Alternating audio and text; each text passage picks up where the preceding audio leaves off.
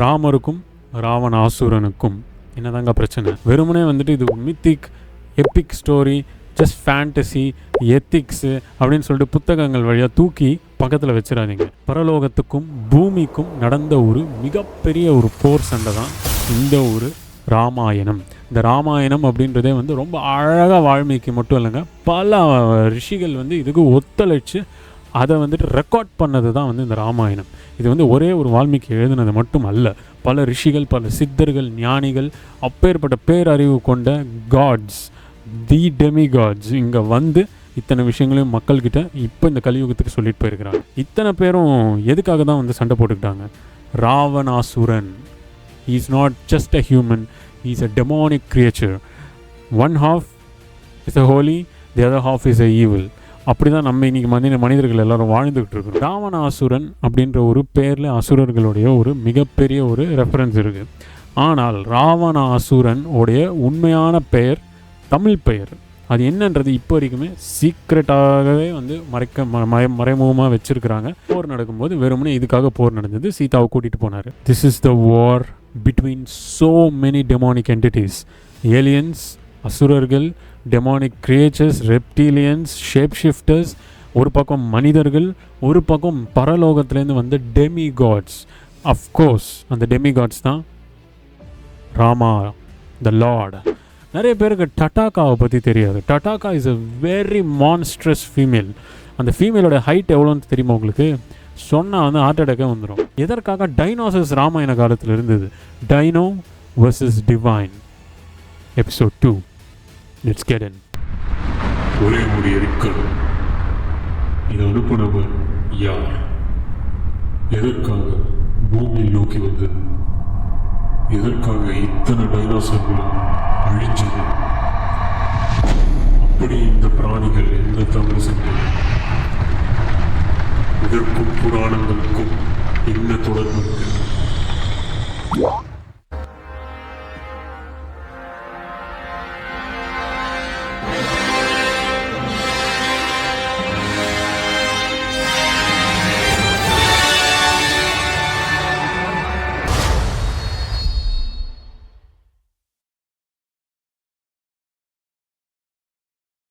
எல்லோருக்கும் வணக்கங்க. ராமருடைய பயணம் எபிசோடு 1 வந்துட்டு டைனோசர்ஸ் ராமாயணத்தில் எதுக்கு இருந்தது, மகாபாரதத்துலேயும் வந்து கிருஷ்ணர் குறிப்புகள் சிலது வந்து சொல்லியிருக்கோம். ஸோ இந்த சீசன் 1 டைனோ வர்சஸ் டிவைன், இதில் ராமர் வந்துட்டு எப்படி இந்த டைனோசர்ஸை வந்து டேம் பண்ணி கொண்டு போனார்ன்றது எபிசோட் 1 நம்ம பேசியிருக்கோம். அதை வந்து மறக்காமல் போய் பாருங்கள், ஐ பட்டனில் கொடுத்துருக்குறேன். இப்போ இந்த எபிசோட் 2 என்ன பார்க்க போகிறோன்னா, ஒரு இடத்துல ஒரு குறிப்பு விட்டுருந்தேன். அது வந்து எபிசோட் 1 நீங்கள் பார்த்துருக்கிறவங்களுக்கு புரியும்.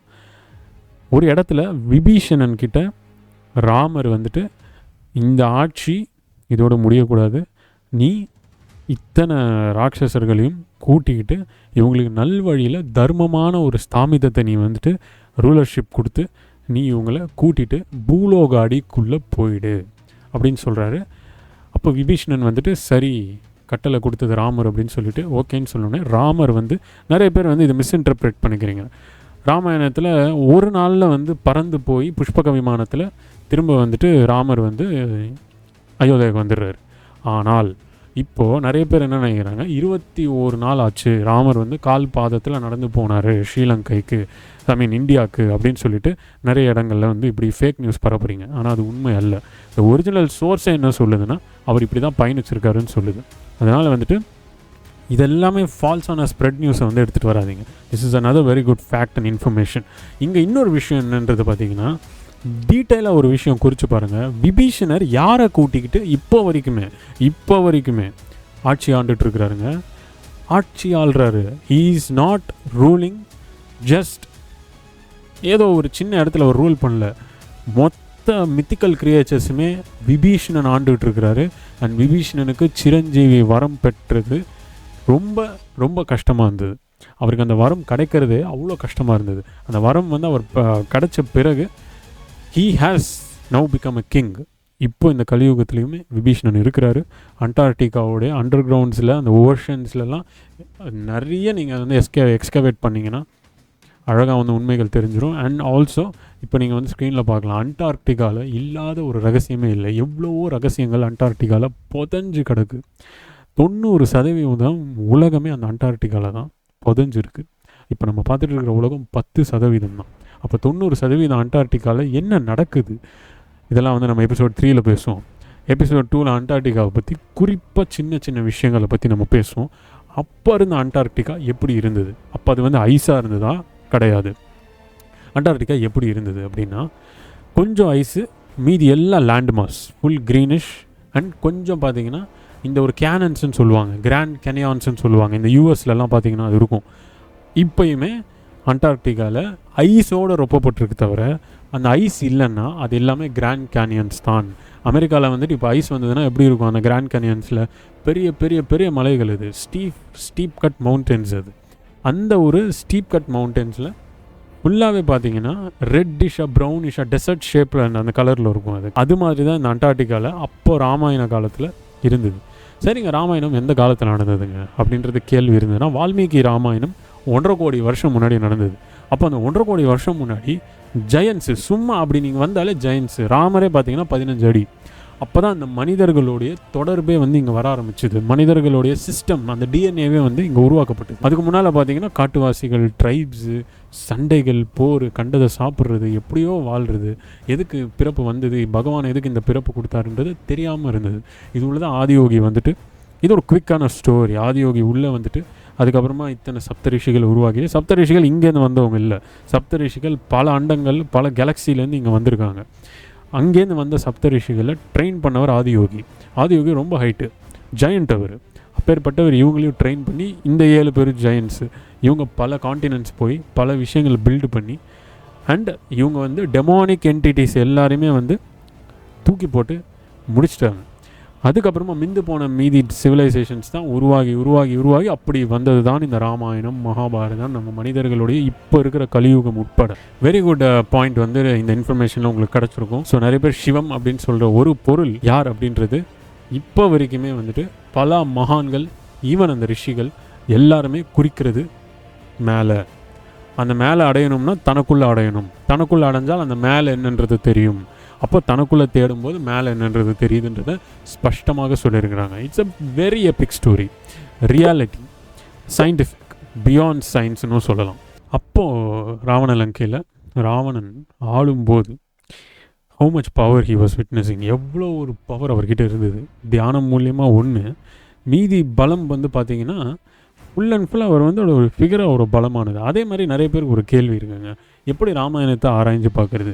10 தலை வந்து ராவணனுக்கு நிஜமாக இருந்ததுன்னா கிடையாது. நமக்கு இருக்கிற ரெஃபரன்ஸ் தான் அந்த 10 தலை, ரியலாக அவருக்கு இல்லை. ஆனால் இங்கே ஒரு சூக்ஷ்மம் இருக்குது. வால்மீகி அழகாக எழுதியிருப்பார், ராவணனுக்கு 10 தலை இருக்குன்னு சொல்லலை எங்கேயுமே. அவர் ரொம்ப சூக்ஷ்மமாக ஒரு விஷயம் சொல்கிறாரு. ராவணனுக்கு அகங்காரம், ஈகோ இதெல்லாமே இருக்குது, ரைட்டு. ஆனால் ராவணனுடைய குளோனிங் நடந்திருக்கு. ராவணன் மாதிரியே நிறைய பேரை வந்து ராவணன் வந்து உருவாக்கியிருக்கிறாங்க. ஒரு குளோனிங் சிஸ்டமே இருந்திருக்கு. இது வால்மீகி குறிச்சிருக்கிறார். இந்த ஒரு சிஸ்டமில் பார்த்தீங்கன்னா ராவணன் மாதிரியே இருப்பாங்க நிறைய பேர். இதுதான் இல்யூஷன் மேட்ரிக்ஸ்னு இன்றைக்கி சொல்கிறாங்க. அதாவது வந்து ஹாலோகிராம் மாதிரி ராவணன் மாதிரியே இருப்பாங்க. அடித்தான்னா அந்த ராவணன் இதாகிடுவார். கார்ட்டூன்லாம் கூட பார்த்துருப்பீங்க, இப்படி தூக்கி பானம் அடிப்பார், வெப்பன் போகும், அவர் அடித்தோடனே மறைஞ்சிருவார் அவர். எப்படி? That is call hologram. அந்த காலத்தில் சயின்டிஃபிக்கு ஹாலோகிராம் டெக்னாலஜி இருந்திருக்கு. எவ்வளோ பெரிய விஷயம் பாருங்கள். இதெல்லாம் தான் ஃபேக்ட்ஸு. இப்போ நீங்கள் சொல்கிறீங்க எதுங்க ப்ரூஃப், இதான் ப்ரூஃப். அந்த காலத்தில் ஹாலோகிராமில் வச்சுருந்துருக்காங்க. அண்ட் அதை டிசைன் பண்ணதுனா யார் அப்படின்னா அஃப்கோர்ஸ் விஸ்வகர்மா. அந்த ஒரு மொத்த இடமே பார்த்திங்கன்னா ராவண லங்கை அற்புதமான காண்டினென்ட். அந்த அற்புதமான காண்டினென்ட்குள்ளே ஒரு கூட நுழையாது. ஏன்னா அந்த கூட ராவணனுடைய பேச்சு கேட்கும்.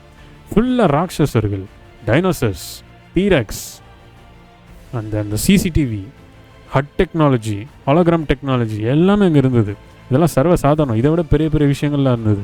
இங்கேருந்து டெலிபோர்ட் பண்ணி எங்கே வேணால் போய் லேண்ட் ஆகக்கூடிய தன்மை அந்த சிட்டிக்கு இருந்தது. ஆனால் அது எப்போ அந்த சிட்டியை டெலிபோர்ட் பண்ணணுன்றதுக்கும் ஒரு ரூல்ஸ் இருக்குது, ரெகுலேஷன்ஸ் இருக்குது. அது அடிக்கடி பண்ண மாட்டாங்க.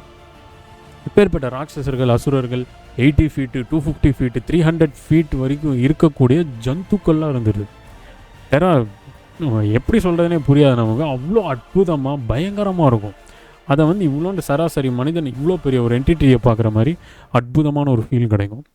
ஓகே, இந்த ராவண லங்கையில் என்னென்ன தொழில்கள் வந்து ராவணாசுரர் செஞ்சிட்டு இருந்தார். அவர் பண்ண பெரிய பிஸ்னஸே பார்த்தீங்கன்னா தங்கம் தான்.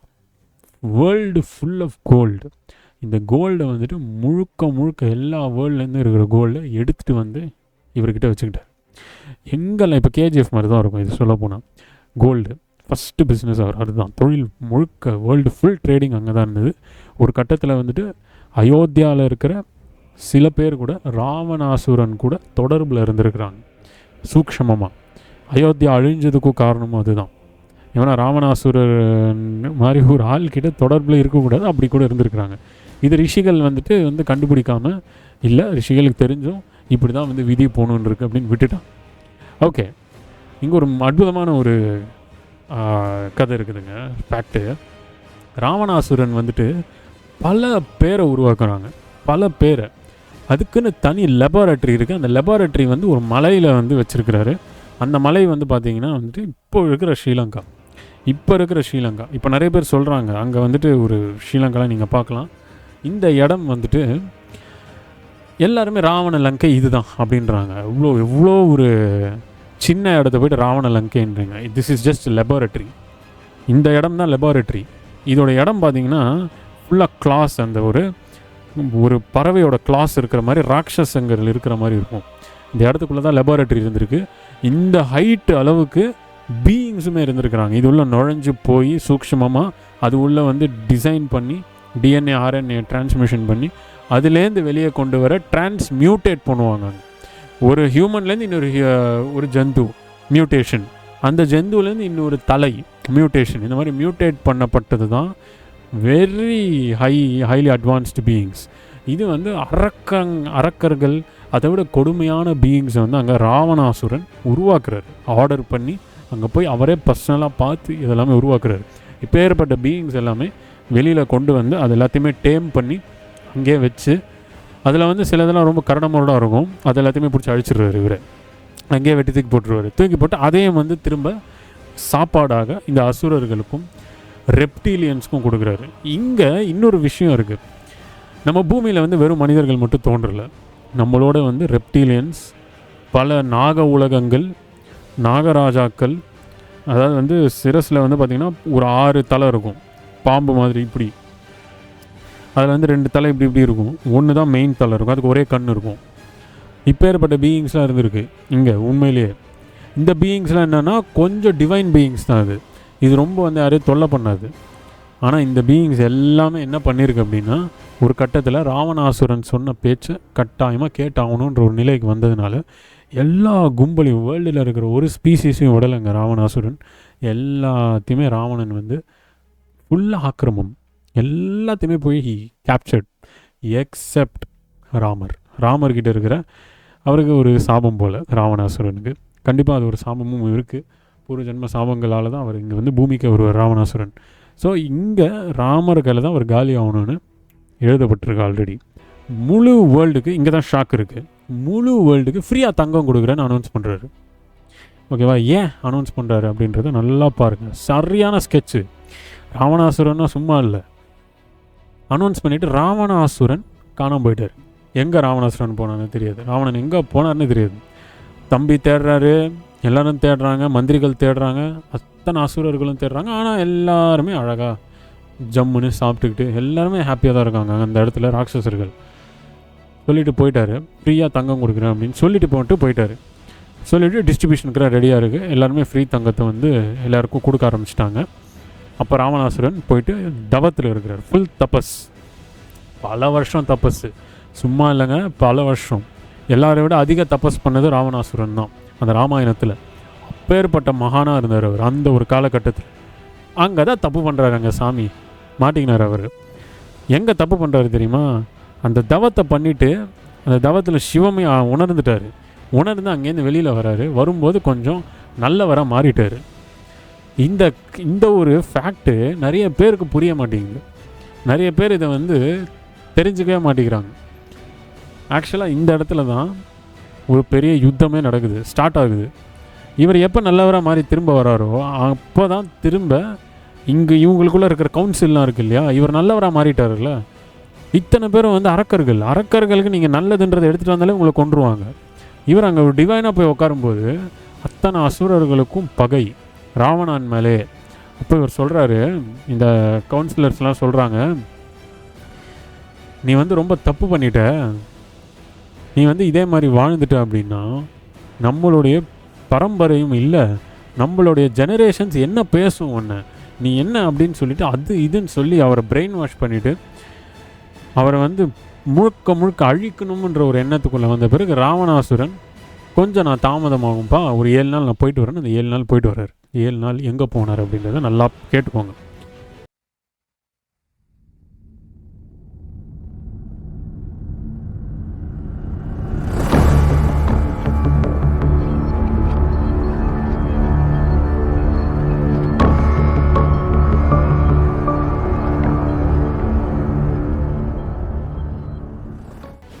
இங்கே தான் வந்துட்டு ராவணாசுரன் முன்னாடியே வால்மீகியை சந்திக்கிறாரு. ராவணாசுரன் ஓகேவா, அந்த ரிஷியை சந்திக்கிறாரு.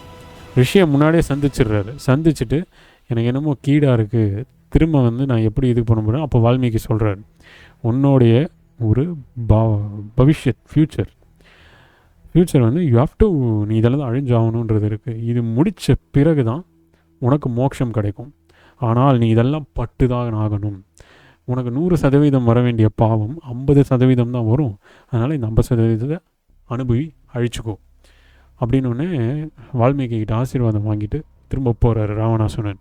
இந்த ஒரு ஃபேக்ட் வந்து எந்த இடத்துலையுமே சொல்கிறது கிடையாது, எங்கேயுமே சொல்கிறது கிடையாது. இதை பற்றி ராவணாசுரன் வந்து அந்த ஒரு இடத்துல சிவநிலை வந்து அடைஞ்சிட்டு உணர்ந்துட்டு அந்த ஒரு சிவமோட தொடர்பில் இருந்து பல டைமென்ஷன்ஸ்க்கு ட்ராவல் பண்ணி திரும்ப வந்துட்ட பிறகு திரும்ப வால்மீகியை சந்திக்கிறது பெரிய ஒரு விஷயம். வால்மீகி அவர் ப்ளஸ் பண்ணிவிட்டு, ரிஷிகள்லாம் ப்ளஸ் பண்ணிவிட்டு அனுப்புகிறாங்க. அப்போது ராவணாசுரன் திரும்ப போய் ஓகே, இப்போது எல்லாருக்குமே ஒரு ஃபேக்ட் புரிஞ்சுருவோம். அப்போ ராமாயணம்ன்ற ஒரு யுத்தமே வந்துட்டு ராவணாசுரன் இந்த ஒரு மோட்சம்காக தான் செஞ்சாரா அப்படின்றது உங்களுக்கு ஏற்படும். எஸ், உண்மை அதுதான். ஃபஸ்ட்டு ராவணாசுரன் அவ்வளோ அளவுக்கு வந்துட்டு அவர் கெட்டவராக இருந்தாலும் அதே ராவணாசுரன் 50% நல்லது செய்ய ஆரம்பித்தார். பல பேருக்கு வந்து தர்மத்தை செய்ய ஆரம்பித்தார். இங்கே தான் அவருக்கு ஆப்பு வர ஆரம்பிச்சது. பாதி இருக்கிறதுனால என்ன ஆயிடுச்சு, கண்டிப்பாக இவர் இதில் அழிஞ்சாகணும் போது இவருக்கு இருந்த காம உணர்வுகள் ஓகேவா அப்படின்னு நிறைய பேர் சொல்கிறீங்க. இங்கே தான் ராங்கு. அவர் வந்து இந்த பூமாதா கொடுத்த ஒரு பொன் குழந்தை, அந்த பொன் குழந்தை வந்து தவிர அங்கே போய் இருந்த பிறகு அந்த சீதாவை திரும்ப இங்கே கூட்டிகிட்டு வந்தே ஆகணும். ஏன் அப்படின்னா அட்லீஸ்ட் அவங்கள பார்த்தாவது நான் நிறைய கற்றுப்பேனும் கடைசி காலத்தில் அப்படின்ற ஒரு பாவனையில் அவர் கூட்டிகிட்டு வந்தார். தவிர மொத்த முழு கதையே வந்துட்டு சீதாவை போய் அவர் காமமாக பார்க்கணும், அழிக்கணும் அப்படின்லாம் அவர் நினைக்கல. அவர் ஃபஸ்ட்டு ஒய்ஃபாக அவர் நினைக்கல. ஆனால் சீதா மேலே கொஞ்சம் காமம் இருந்தது அவருக்கு. அந்த கதையை தான் வால்மீகியில் எழுதியிருப்பாங்க. கொஞ்சோண்டு அவருக்கு இருந்தது. அவர் வந்து அதை வந்து டாட்டர்னு கூட பார்க்காம எங்கேயோ அவர் காமம் வந்த பிறகு இவர் மனைவி வந்தால் எப்படி இருக்கும் அப்படின்ற கற்பனைக்குள்ளே அவர் அப்படி இருந்தார். தவிர ரியாலிட்டியில் துன்புறுத்தலை. ரியாலிட்டியில் கிட்னாப் பண்ணிட்டு வந்துட்டு அவங்களுக்குன்னு ஒரு நல்ல கம்ஃபர்டபுளான ஸ்பேஸ் கொடுத்து நல்ல ரூம்ஸ்லாம் கொடுத்து அப்படி தான் வச்சுருந்தார். ஹைஃபை பேலஸில் தான் வச்சுருந்தார் அவங்கள. இதுதான் வந்து ஸ்டோரி, ரியாலிட்டி. இதில் எடுத்துகிட்டு போன பிறகு எப்படி எடுத்துகிட்டு போகலான்ற யுத்தத்தில் ஆரம்பித்த ஒரு சின்ன கனெக்ஷன் தான் ராமர். இங்கே தாங்க எல்லாம் ஆரம்பிக்குது. இந்த யுத்தம் வந்து ஏதோ 1 வருஷம் 2 வருஷம் 4 வருஷம் அப்படி நடக்கலை, பல வருஷ யுத்தம். இந்த பல வருட யுத்தத்தில் ஒரு மாதம் இல்லைங்க, ஒரு நாளில் ராமர் என்ன செஞ்சாருன்றதுக்கு ஓலைச்சுடிகள் இருக்குது, வெளியில் வரல. ஒரு நாள் என்ன செஞ்சாருன்றதை நீங்கள் கேட்டிங்கன்னா அசந்து போயிடுவீங்க. ராமர் ஸ்டார்ட் பண்ண அந்த வனவாசம் முதல் நாள் வந்த ஒரு செகண்ட்லேருந்து ஒரு வழியாக போகும்போது ஒரு ராட்சச கும்பல் ஃபேமிலியோடு வந்து வெட்டி தூக்கி போட்டுடுறாரு. ஏன்னா இவங்க இருந்தாங்கன்னா டேஞ்சரு, இவங்க இருந்தால் வேலைக்கு ஆகாது, வரப்போகிற கலியுகத்தில் வரப்போகிற மக்களுக்கு இவங்க ஒரு டேஞ்சரஸாக மாறிடுவாங்கன்னு அத்தனை பேருமே வெட்டி தூக்கி போடுறாரு. அதில் ஒரு டட்டாக்கா அப்படின்ற ஒரு கதை இருக்குது. டட்டாக்கான்றவ மிகப்பெரிய கொடுமையான ஒரு ராட்சசி, விமன், நியூடாக இருக்கக்கூடிய விமன். ஹைட்டு பார்த்தீங்கன்னா கிட்டத்தட்ட 80 ஃபீட்டு. அவ்வளோ பெரிய ஒரு ராட்சசியை ஜங்கலுக்குள்ளே ஃபாரஸ்ட்டுக்குள்ளே விற்பாள். இவர் வந்து ரிஷியோட அப்படி பயணிக்கும் போது லக்ஷ்மணனோட அப்படி பயணிப்பார். எங்கேயோ ஒரு இடத்துல வந்துட்டு நல்ல ஒரு ஃப்ராக்ரன்ஸ் அடிக்கும். அது எதுக்குன்னா ட்ராப் பண்ணுறது. அந்த ஃப்ராக்ரன்ஸ்குள்ளே யார் போகிறாங்களோ அந்த ராட்சசி சாப்பிட்ருவா. ஓகேவா? இதெல்லாம் உண்மை தான். அந்த பீசஸை வெட்டி அங்கேயே கன்சியூம் பண்ணிக்கிட்டு வாழ்வோம். அப்பேற்பட்ட ராட்சசி இவங்க ஃப்ராக்ரன்ஸ் வந்தோடனே ராமருக்கு புரிஞ்சு போச்சு. உடனே ஒரு அம்பு எடுக்கிறார். அங்கே தான் ஒரு சூக்ஷ்மம் இருக்குது. இந்த இந்த அம்பு எப்படின்னா நீங்கள்லாம் என்ன நினைப்பீங்க, போ அண்ட் ஆரோ அப்படி விட்டா வுட்டு அப்படி தான் நினைப்பீங்க. அது இல்லை. இங்கே தான் நம்ம ஹீரோ வராரு ராமர். அந்த போ அண்ட் ஆரோன்றதே வந்து பயோனிக் வெப்பன். அது விட்டிங்கன்னு வச்சுக்கோங்க, மேக்னெட் மாதிரி எங்கே இப்போ நீங்கள் வந்துட்டு அதை விட்டிங்கன்னா, ஃபார் எக்ஸாம்பிள் புர்ஜ் கலீஃபா இருக்குது, புர்ஜ் கலீஃபாவில் போய் அவன் விழணும்னு அதை டார்கெட் போட்டு வச்சிங்கன்னா அது இழுத்துன்னு போவோம். அப்படியே ஜிபிஎஸோட இழுத்துன்னு போய் அந்த இடத்துல ஆணி அடித்த மாதிரி அப்படி நிற்க வைக்கும். அப்பேற்பட்ட சக்தி வாய்ந்த ஒரு மகான் நாங்கள் ராமர். அதுக்கு வந்து நம்ம சொல்லும் போது கூஸ் பம்ப்ஸ் தான் வருது. அப்பேற்பட்ட ராமர் என்ன ஒரு ஹீரோயிக்குங்க. எடுக்கிறாரு, குறி பார்க்குறாரு, ஃபஸ்ட் அடி லெஃப்ட் கையில் ஆணி அடித்த மாதிரி அடித்து அந்த பயானிக் ட்விஸ்ட் ஆகி அப்படி போய் சொருகிக்கிட்டார். ஒரு மலையில் போய் சொருகிக்குது. திரும்ப ஒன்று அடிக்கிறாரு, மறுபடியும் போய் மலையில் சொருகிக்குது. அங்கே பெரிய ஒரு மரம் இருக்குது. இன்னொரு அடி கரெக்டாக நெத்தியில் அடிக்கிறாரு. அடிச்சுட்டு கிட்ட போயிட்டு என் வேட்டை ஆரம்பிச்சிருக்கு அப்படின்னு ஒரு ஹீரோ மாதிரி அங்கே ஒரு ரெஃபரன்ஸ்லாம் சொல்லிவிட்டு அங்கே இருக்கிற எல்லா மனிதர்களையுமே விடுதலை பண்ணிட்டு வெளியே வர்றாரு. ஸோ இதெல்லாம் வந்து ரியலாக நடந்த விஷயங்கள். இது ஃபேண்டசி மித்தெல்லாம் இல்லை.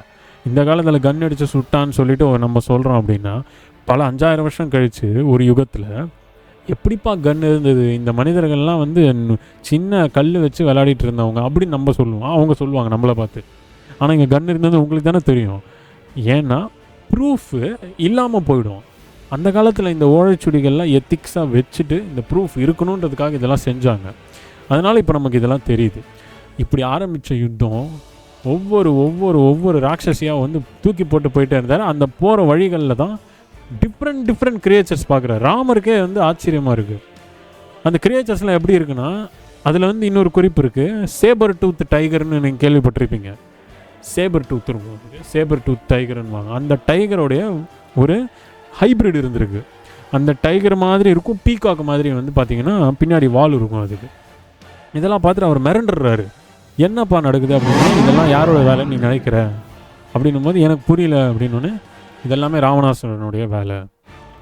ஸோ இந்த பீயிங்ஸ் எல்லாமே பாவம், இப்படி விட்டுடுறாரு, இதுங்கெல்லாம் மனுஷங்களை சாப்பிட்றது அப்படின்ற போது ராமர் ஒரு பிளான் போடுறாரு. இங்கே தாங்க ட்விஸ்ட்டுன்னு இல்லையா, இதான் இங்கே ராமர் என்ன பண்ணுறாரு, இந்த ஒரு லெபார்ட்ரி எங்கே இருக்குது அப்படின்னும் போது, அப்படியா இங்கே தான் இங்கே கதை அற்புதம். என்ன ஒரு அற்புதம், லெபார்ட்ரி இருக்குதா, சரி அனுப்புங்க, வானரங்களை அனுப்புங்க அப்படின்னோடனே வானர கூட்டத்தை ஒரு கதை எடுக்கணுன்னா இப்படி எடுக்கணும். ஒரு படம் மாதிரி இருக்குங்க. இதை நம்ம பேசும்போது லக்ஷ்மணன் அனுப்புகிறாரு. லக்ஷ்மணன் அனுப்பி சுக்ரீவன் உடைய அடிமட்ட பாஸ் இருக்கும்ல, சுக்ரீவனுடைய வைல்ட் லைஃப்.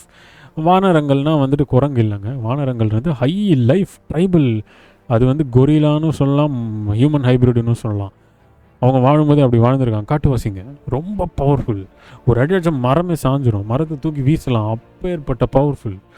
கிட்டத்தட்ட வந்து எவ்வளோ டன்ஸை வந்து தூக்கி அப்படி வீசுவாங்க அவங்க. அப்பேற்பட்ட பவர்ஃபுல்லான வானர கூட்டம் பிரமிட்ஸ் கட்டினதுக்கும் அவங்க வந்து ஹெல்ப் பண்ணியிருக்கிறாங்க. அதுவும் வந்து அந்த பிரமிட்ஸ்லாம் 1 டேயில் கட்டப்பட்டது. 1 நைட்டு, ஜஸ்ட் 1 நைட்டில் வித்தின் 5-6 ஹவர்ஸில் வந்துட்டு அந்த பிரமிட்ஸ் எல்லாம் ஃபினிஷ் பண்ணி அந்த கிரக குறிப்புகளோட ஒராயன் ஸ்டார் கான்ஸ்டலேஷனோட அதை வந்து அமைக்கணும் அப்படின்றது ஒரு கதை இருக்குது. இது எபிசோடு, வருங்கால எபிசோட்ஸில் இதை பற்றி பேசுவோம், ஞாபகம் வச்சுக்கோங்க. எல்லாமே ஹிண்ட்டு, பெரிய சீரீஸுங்க இது, அது மட்டும் சொல்லிக்கிறேன். ஸோ இப்போ எபிசோட் 2க்கு வருவோம். இதில் ஆஞ்சநேயர் வந்துட்டு வரத்துக்கெல்லாம் முன்னாடி அவருடைய கதை தனி, அதை அப்படியே வைங்க. இதில் இவருடைய கதை பாருங்கள். சுக்ரீவனுடைய அடிமட்ட பாஸஸ்லாம் இருப்பாங்க இல்லையா, அவங்கக்கிட்ட வந்து ஃபஸ்ட் அப்ரோச் பண்ணி லக்ஷ்மணன் போகும்போது உள்ளே கூட்டிகிட்டு போயிட்டு வானரங்கள் லக்ஷ்மணனை பார்த்தோன்னே காலில் விழுந்துடுறாங்க. உங்களை மாதிரி அழகான ஒருத்தரை வந்து நாங்கள் பார்த்ததே இல்லை அப்படின்னு சொல்லிட்டு அவ்வளோ வர்ணிக்கிறாங்க அதில் சம்ஸ்கிருதத்தில். ஸோ அவங்களுடைய பாஷை வந்து அந்த காலத்தில் அஃப்கோர்ஸ் அது வந்து தமிழ் தான். அப்போ இருந்த மக்கள் வந்து தமிழ் தான் பேசியிருப்பாங்க. அந்த தமிழ் தூய்மையாக வேறு மாதிரி இருந்திருக்கும், கோட் லாங்குவேஜாக இருந்திருக்கும்.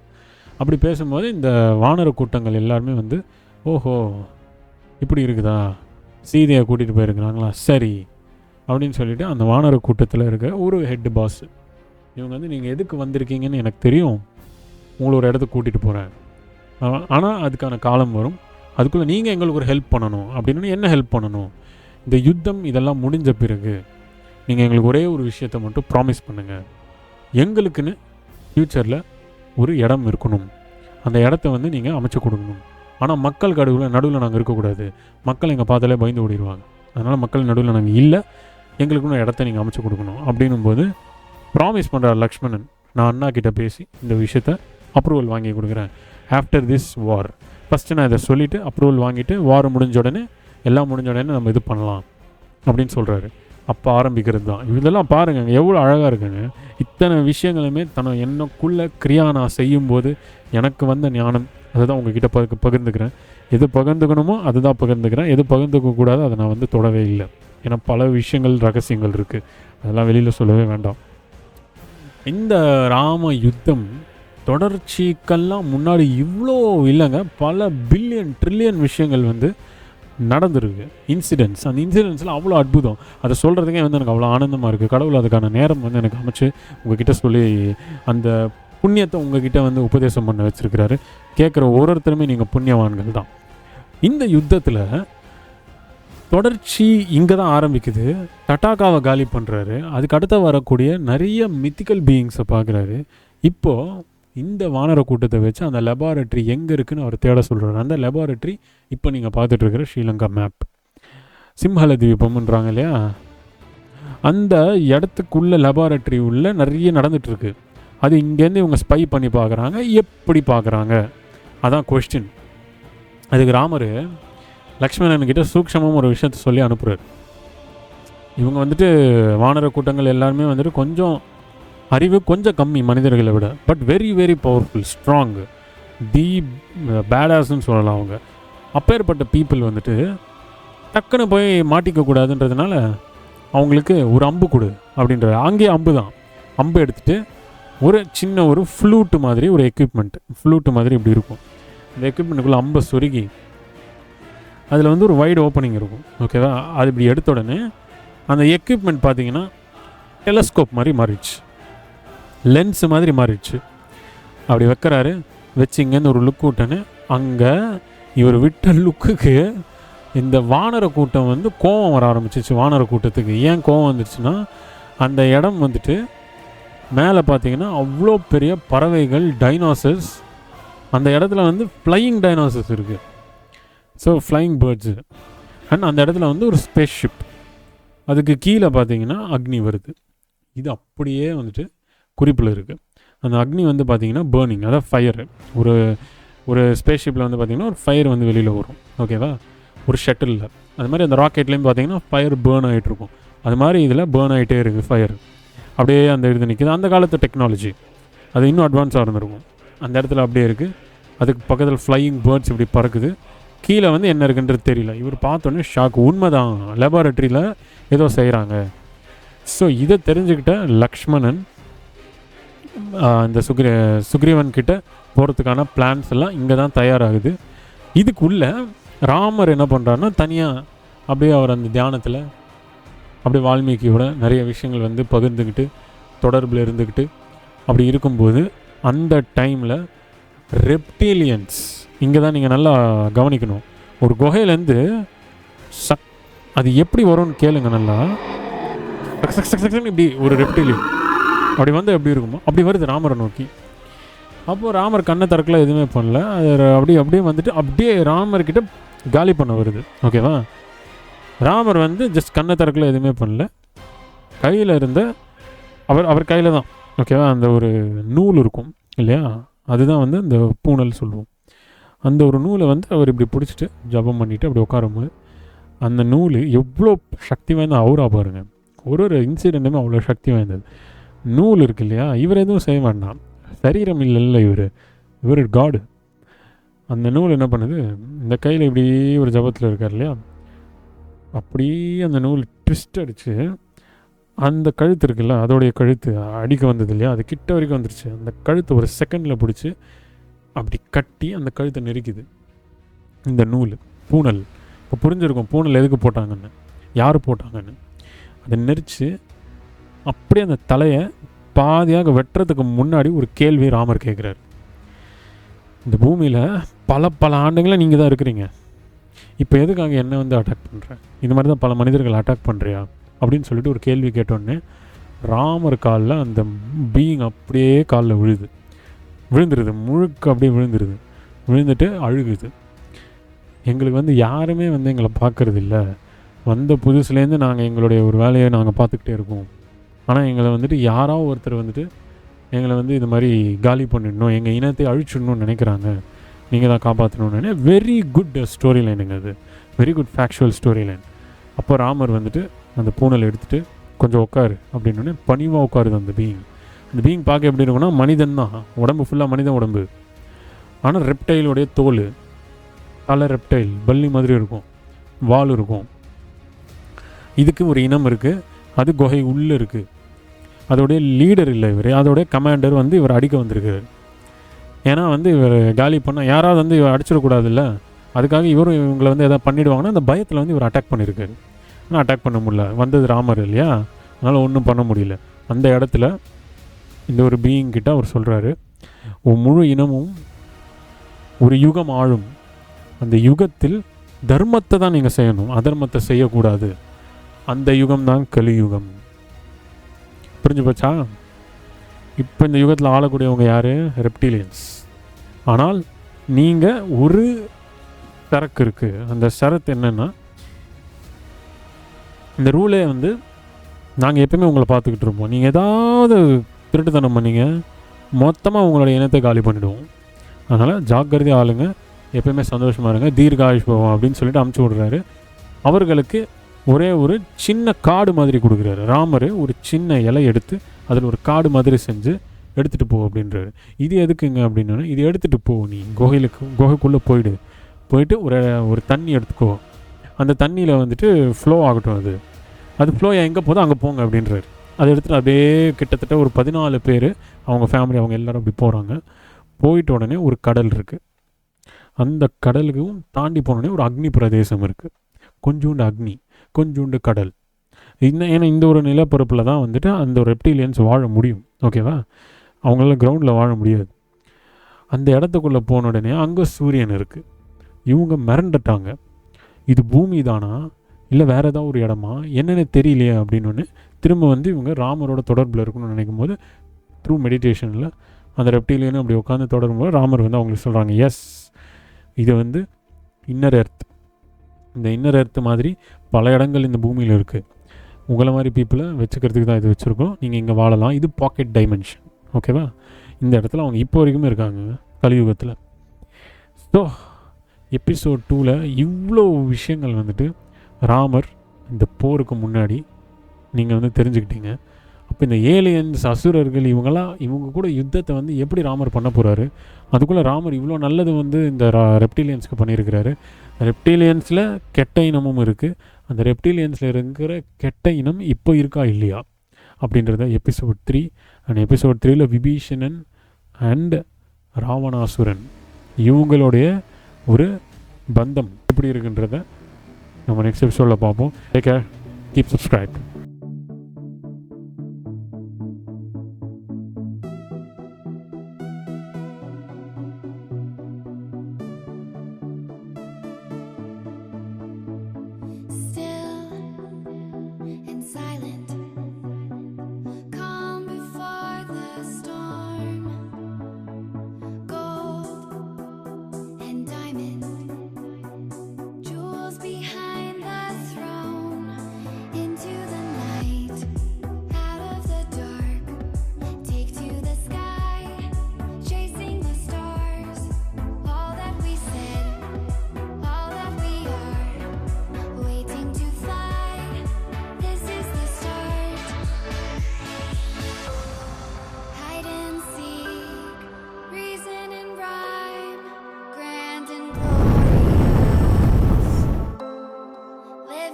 Dream, yours and mine, euphoria.